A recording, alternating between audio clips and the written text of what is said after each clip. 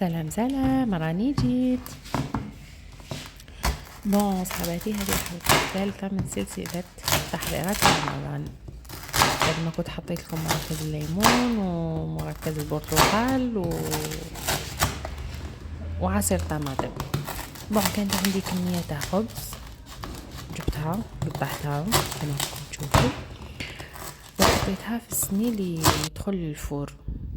وبعد ما خرج هاوليك كيفاش خرج من الفور ويدي تحميره هذيك الشابه، ماشي تحرقوه ومن بعد تجي فيه اغيار ولا هكا برك يزيد يتقرمش شويه برك. هذيك الكونتيتي اللي تحصلت عليها، الله يبارك، فيني رمضان كامل الله يبارك. ومن بعد رحت جبت رحيوه، حطيتها في رحيوه، راني بديت نرحي فيها.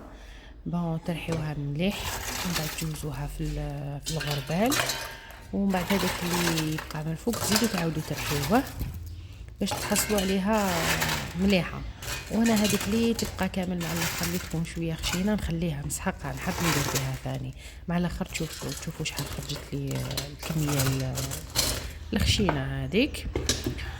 ومن بعد كنت زدت جوزته في الغربال هذاك اللي رحيته، هاوليك اللي تحصلت عليه اللي راهو في السني، هذاك اللي جوزته.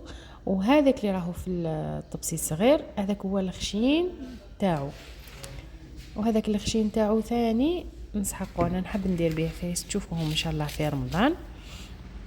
بون خرجت لي باللاره كبيره كيما راكم تشوفوا فيها، هاي ليك ما راهيش معمره بزاف، خاصها شويه باش تعمر مليحه. وهاوليك الخشين، هذا الخشين ثاني يسحقه.